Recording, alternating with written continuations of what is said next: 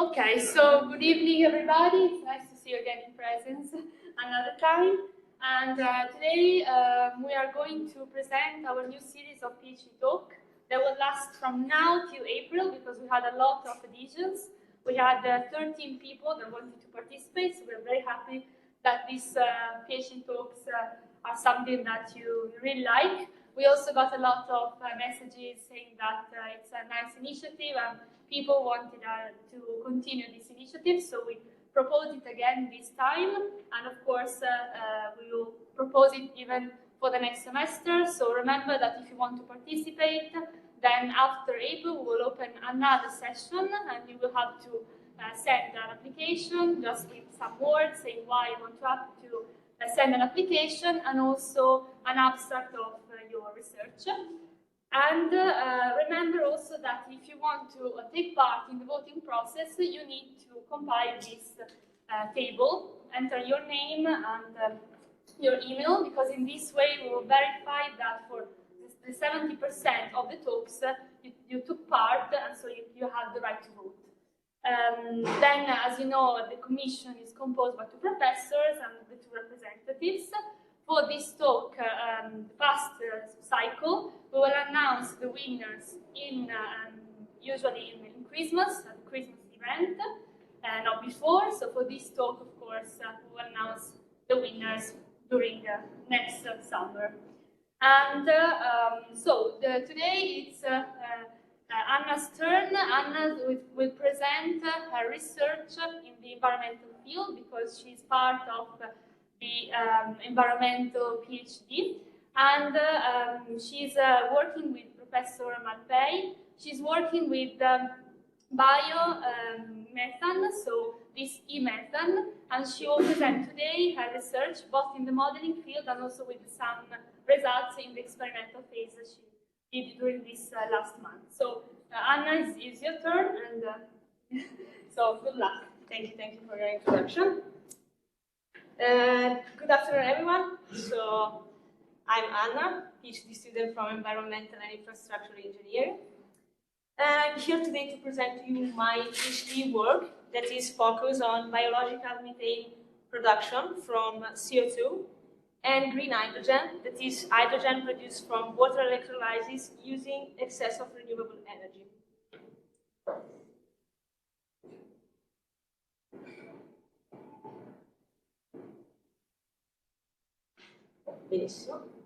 Okay, so yes, this is the outline of my presentation. There will be a first part to give a background of the topic. Then I move to my PhD project outline, the experimental and modeling activities done there in my PhD, and of course a final slide to give conclusion and future perspectives. What is bio-e-methane? The word bio-e-methane includes 3 concepts. Methane, that was discovered by Volta on Lake Maggiore, is one of the most used fossil fuel in the world. And biomethane is actually any methane produced by microorganisms. And one of the most used exploited ways is anaerobic digestion, where organic streams are converted into methane and carbon dioxide. Bio-methane is actually the fuel obtained by combining water electrolysis and biomethanation process. So initially, from water electrolysis using renewable energy surplus, we get the green hydrogen that is then coupled with captured CO2 and that is hydrogenated in a biomethanation reactor. In the figure, you can see that there are 2 possible configurations for this technology, the in situ and the ex situ. In my thesis, I'm working with the ex situ configuration, where hydrogen and CO2 or biogas are injected together in a self-standing biological reactor. And why biomethane is crucial? According to the recent REPowerEU plan, we must increase our biomethane production from 70 to 35 billion cubic meter in order to reach energy independence from Russian natural gas. And moreover, we need a further increase by 2015 to 88 billion cubic meters of biomethane production. On the other hand, the renewable energy scenario about the renewable energy production for the future show that we will need some storage option for the peaks for renewable energy produced. And this is a study for Free Spring Days in 2015 made by RSA, showing that the load is compared to the energy availability of renewable technologies. And you can see that there is a need for energy storage, and one possibility is to exploit this power to hydrogen conversion and then power to gas. So to conclude, biomethane could serve at the same time as an energy and hydrogen storing solution, acting as a mediator in the hydrogen economy and in a more share of renewable energy. As a carbon capture and utilization solution, since CO2 from fossil or biogenic origin can be upgraded into a fuel. And of course, as a biogas upgrading technology, because I'm saying CO2 is not just separated, but it can increase the biomethane production for a given anaerobic digestion process without adding more organic feedstock to the anaerobic digester. What about the Italian situation? Even though Italy is second in Europe for biogas production, the biomethane still remain lower compared to other European countries. But this means that the biomethane market in Italy is profitable.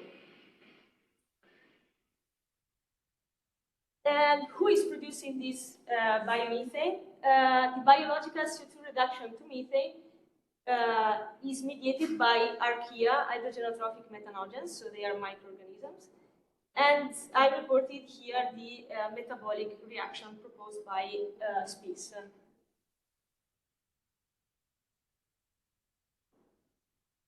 Moving to my PhD project, the aim is the development and implementation of a model, coupled of course with experimental activities to collect data for model validation and also to optimize this technology. The experimental activity done were both on pilot plant continuous scale and also batch lab test.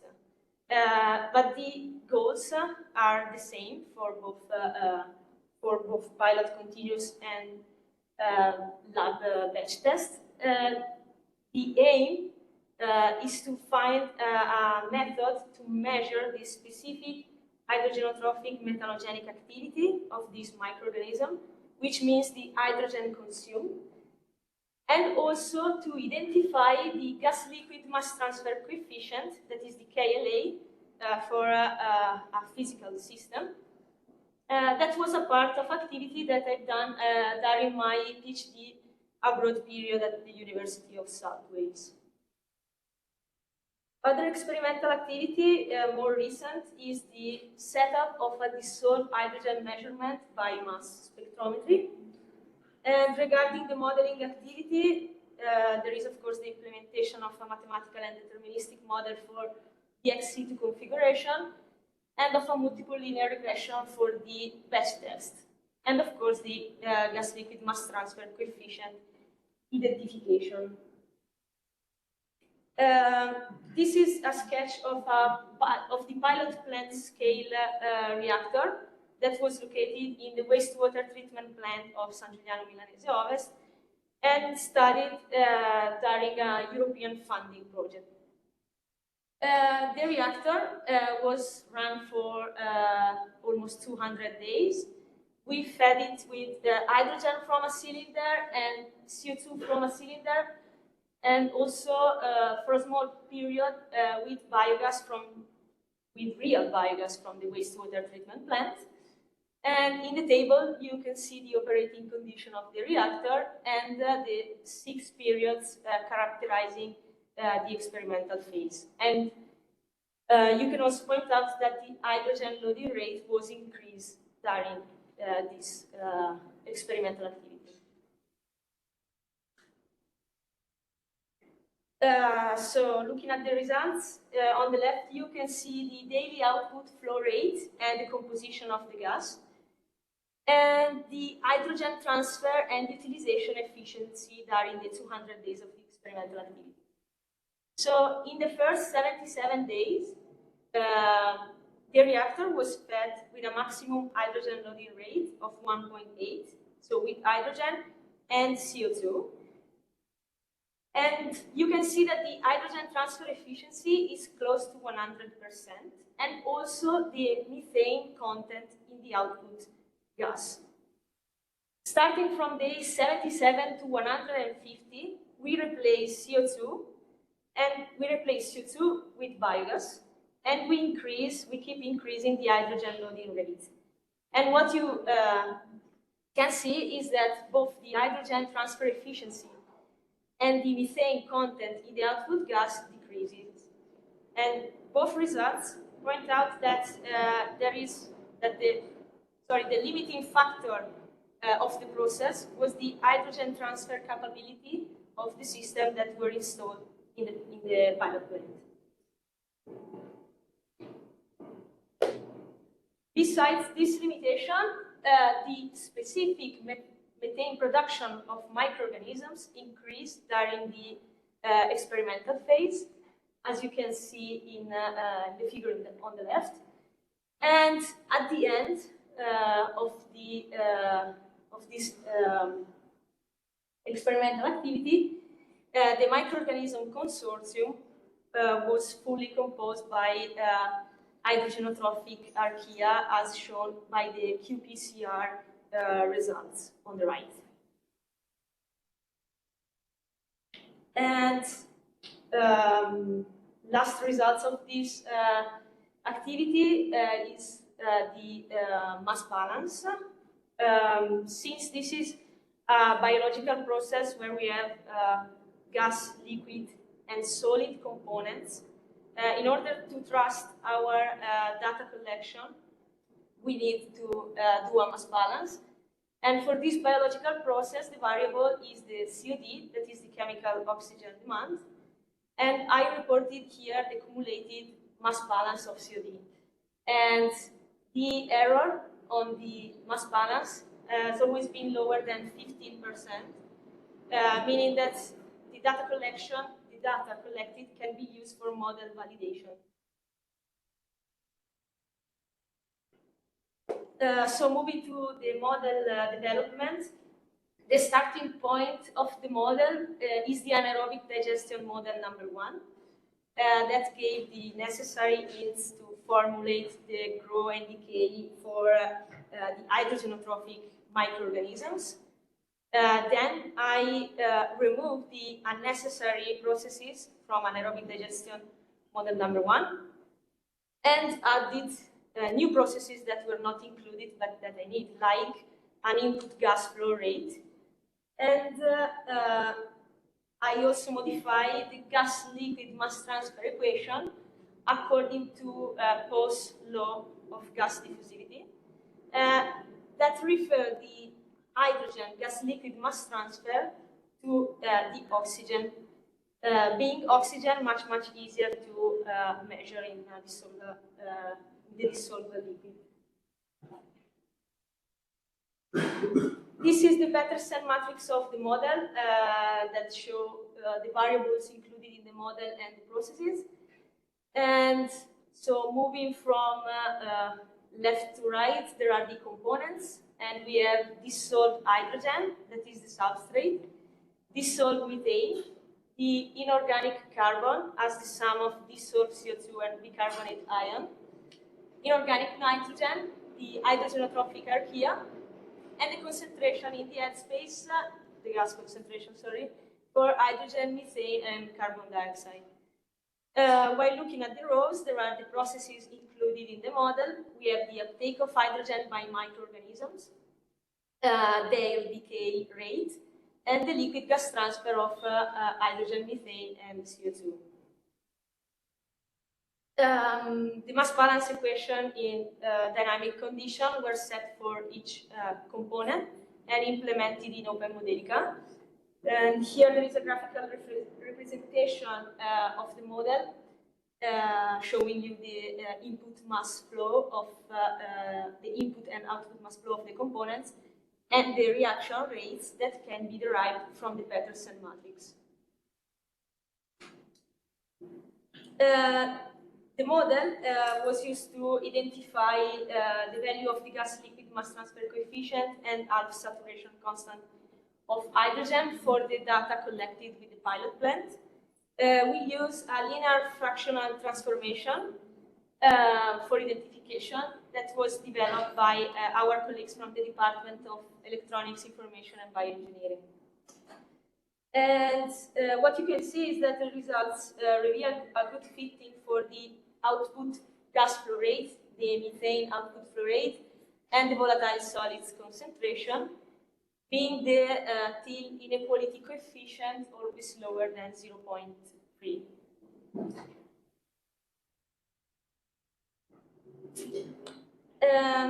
This is a different part, so batch tests have been set up in manometric reactors of 4 liters in order varying the changing operating condition of the test.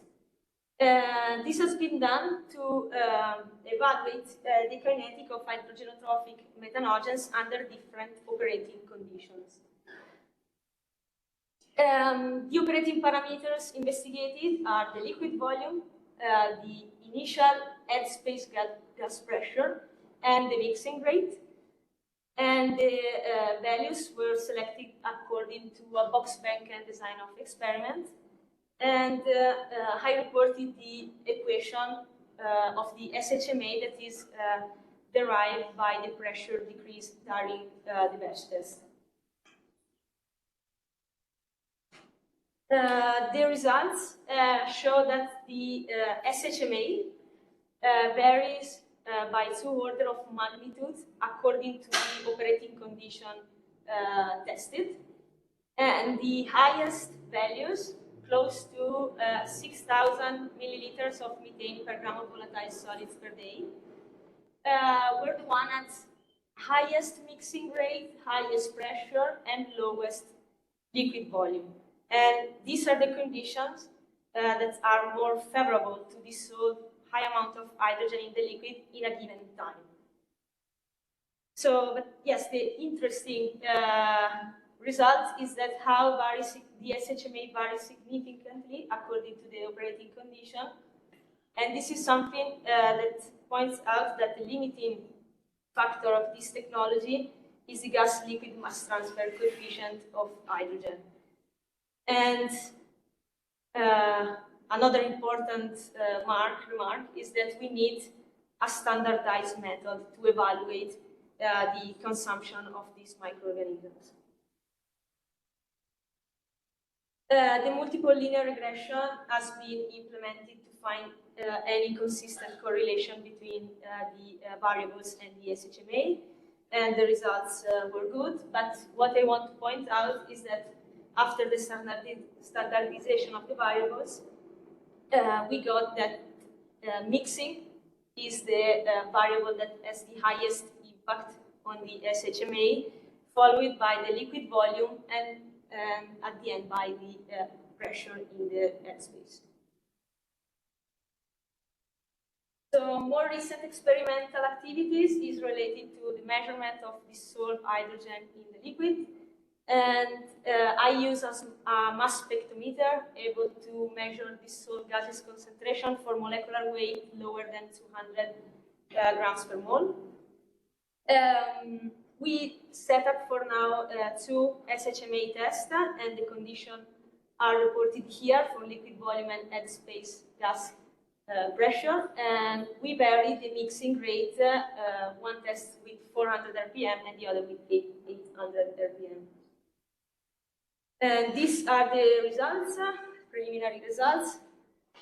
And so if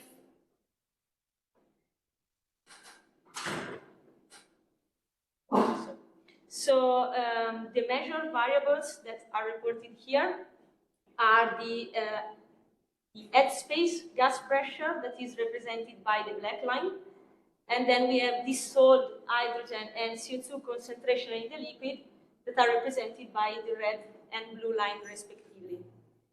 The two profiles are very different, and at higher mixing rate, pressure decreases faster and non-linearly compared to the 400 RPM, meaning that the rate of consumption is not constant along the test. Another result is that for the 400 RPM, the dissolved hydrogen concentration goes faster to zero, which means that the balance between the hydrogen supply and the hydrogen consumption rate of microorganisms is different between the two cases. And you can also notice that even though the dissolved hydrogen profile is zero, the pressure in the headspace is still decreasing, meaning that the biological process is continuing, the reaction is still going on, which means that the process is working at lower concentration of dissolved hydrogen. And this is something that I'm working on now, so the plan is to recalibrate the instrument for lower concentration, about parts per billions.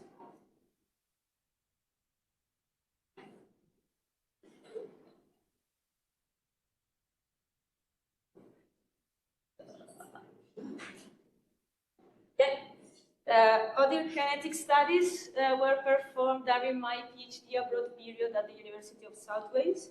The aim was to identify the gas-liquid mass transfer coefficient of hydrogen, then put this parameter in my model and validate the data with a real biomethanation experiment that was run. So firstly, I identified the gas-liquid mass transfer coefficient of oxygen in clean water. Then I calculate from theory the gas-liquid mass transfer coefficient of hydrogen. And then I put the value in the model and I compare it with the continuous biomethanation experimental test. These are the operating conditions for the real biomethanation test. So the liquid volume of 1 liter, temperature is mesophilic. The inoculum used was the one from the activity that I described previously of the pilot plant, so enriched in hydrogenotropic methanogens. The hydrogen to CO2 ratio is 4:1 according to the stoichiometry. The hydrogen loading rate set at 80 milliliters per minute, and the mixing rate at 2000 RPM. So surprisingly, experimental data were not correctly predicted by the model using the gas-liquid mass transfer coefficient derived from the oxygen transfer test. But then I decided to identify the real gas-liquid mass transfer coefficient of hydrogen, and I obtained a value 20 times higher than the one derived from the oxygen transfer test. And I found also that in other experimental biomethanation study, they have the same phenomena. And they explain this with the so-called microbial enhancement factor, which means that when I am absorbing a gas into the liquid, but there is a reaction going, the concentration profile are disturbed. So the gradient of transfer is higher, which means that the transfer rate is enhanced. But if this is true, it means that if we want to evaluate the gas-liquid mass transfer coefficient, we must do it during a real biomethanation test, or using a modeling approach, or a new method that needs to be developed.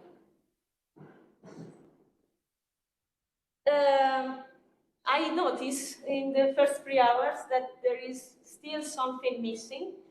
for the methane production and methane and hydrogen content in the output gas. And this is due for another hydrogen consumption pathway that is not included in the model. And the other known path for hydrogen consumption is the homocetogenesis. I reported here the reaction. And I also added this process and the microorganisms involved in the model. And the results of the model, the fitting is better in terms of Thiele inequality coefficient. And so what does this mean? In transitory phases of continuous reactor, if we want to correctly predict the methane production, we should include also homocetogenesis, that is an hydrogen extra consumption pathway that is not directly leading to methane production.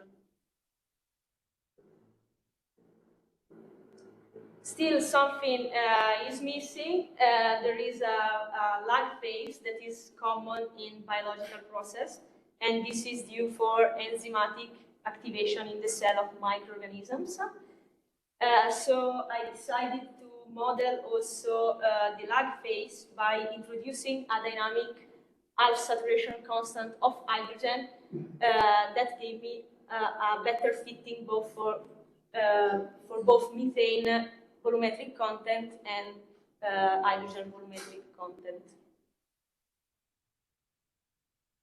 So moving to the conclusion, the model gives good fitting for the data set of the pilot plant, but we need more data set in order to validate the model and to increase its strength. Then the specific hydrogenotrophic methanogenic activity depends strongly on the operating parameters of the test, which means that we need a standardized method to measure the microorganisms' activity. And the gas liquid mass transfer measured in clean water is 1 order of magnitude lower of the gas liquid mass transfer coefficient identified during a biomethanation study, which is something that for now we explain as a microbial enhancement factor.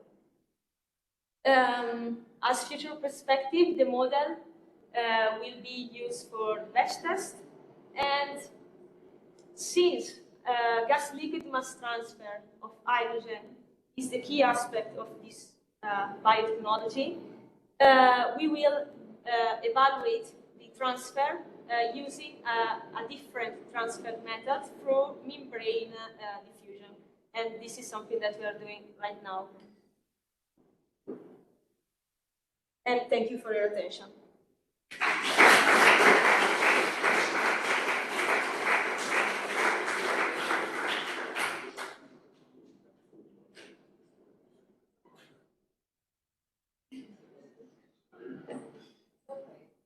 Okay, so thank you very much, Anna, for your nice presentation, your nice results. So first of all, if you have some questions, you can ask directly Anna. I have a question. That's a great piece of work, Anna. Thank you very much. So you got something mechanistic for the modeling, you got something empirical, the black box, the multi-linear regression. Is it possible to put together? What is the? I guess there is a mixing inside, so there's a problem in that. So yeah, are you going to have a unique model, taking into consideration all the for now, I think not.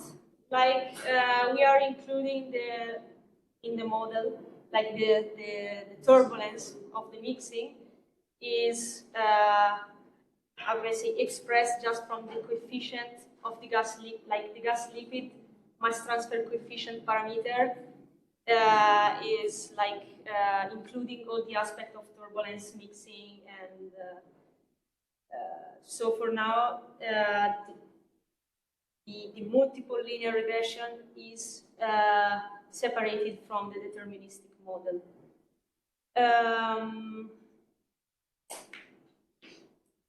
I don't know, maybe someone could try to add maybe this deterministic model into a more complex fluidodynamic model, including also maybe turbulence. But this is something that is really out of my... I think that means if the diffusion term is lumping all the effects of mixing, maybe it's nothing. Ah, okay. This is what I got from you. See, okay, okay. Possibly you are lumping everything in this parameter for the mixing, and then there is no need for that. Yes. No. The idea was to, because we were thinking that we could evaluate the gas-liquid coefficient in clean water and then use it for the biomethanation. That was the original idea, because we were like following the common wastewater activated sludge system. So we were like, we evaluate the gas-liquid mass transfer in clean water, and then we use this parameter when the real biological process is occurring. But we get very different results.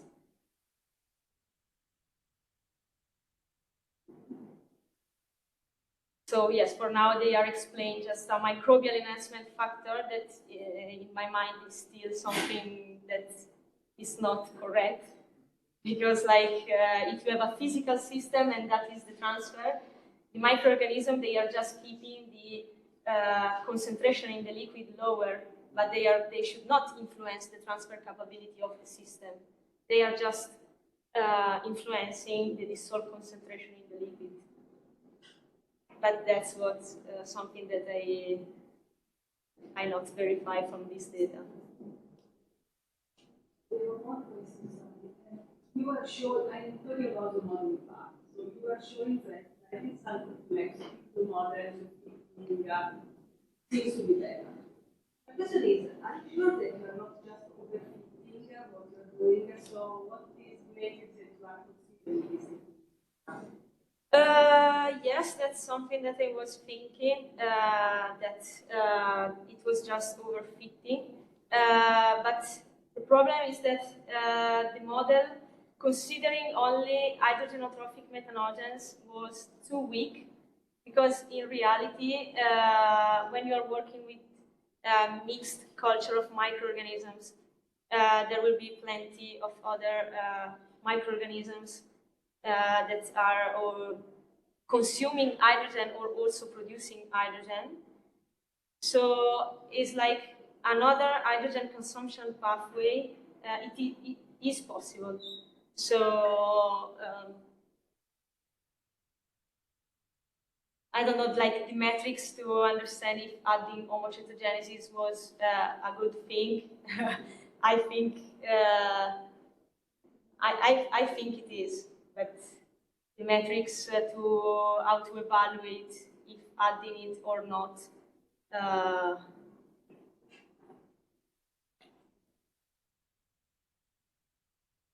don't know. Just another question. I mean, I'm not an expert of experimental setup. Can you work with your experimental setup also control temperature? Yes. So for the pilot plant, we have thermic resistance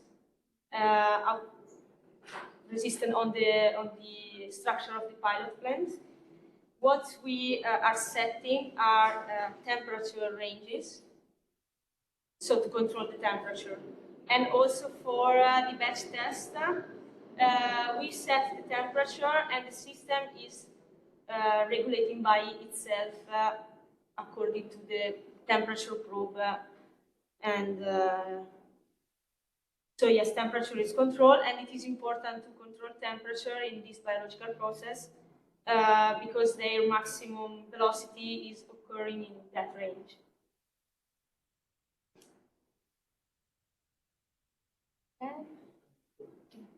Thank you for the presentation. I was thinking of technological transfer. So if we go to slide 3, you will show you. There is a time, reference time 2030. Yes. So there's 2050. Okay. how to move from 2030 to 2050. No, I'm not wondering Uh, what is your idea, what is needed to bring this process you are studying to technical, everyday use in the production of renewable energy? Is it something you would think be done in 5 years, 10 years? What's your idea? My idea is that for now, the technology provider of this process, they are quite few in Europe. There is also one that is now acquired by an Italian company, that is Pietro Fiorentini, and they sell for now the technology, this biotechnology, sorry. They claim to be able to provide an amount of hydrogen and to transfer that amount of hydrogen in order to get the maximum methane production. So, but for what we know for now, they are using an energy consumption mixing technology. So, in my opinion, is that the technology is on the market and it is rushing. So I think that this will also help in maybe a development of a transfer, a higher efficiency transfer for hydrogen in the next year, and maybe that will consume also less energy for transfer the hydrogen. So if I'm looking at the numbers, I would say that by 2030 it is possible. Specifically what you are studying and used. Yes, and practical applications. Yes, and something that is missing in this slide is that I'm talking one possible upgrading technology, that is the biological. But for now, the companies that are producing biomethane in Italy, so all the plants that are shown here, they are using physicochemical technology to produce biomethane. So the biological process is another option that must be coupled with also hydrogen storage.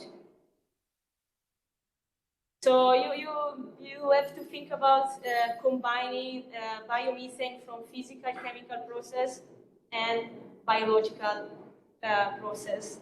That of course is more favorable because CO2 is captured and converted.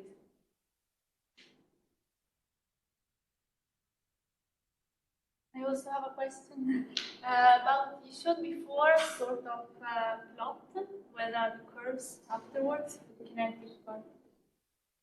And there was, and there was a rectangle showing the part that mattered the most, I think, afterwards. 22. Yeah, here you show the rectangle afterwards. I didn't understand if this rectangle is something that you found like. Is it the part that matters the most, or is something that influences in some way? It's just to better simulate the transitory phase of activation of the reactor, because you can see that the steady state values are correctly predicted, meaning that the methane and hydrogen content is correctly predicted. What is missing is the transitory phases that is including other hydrogen consumption pathway, and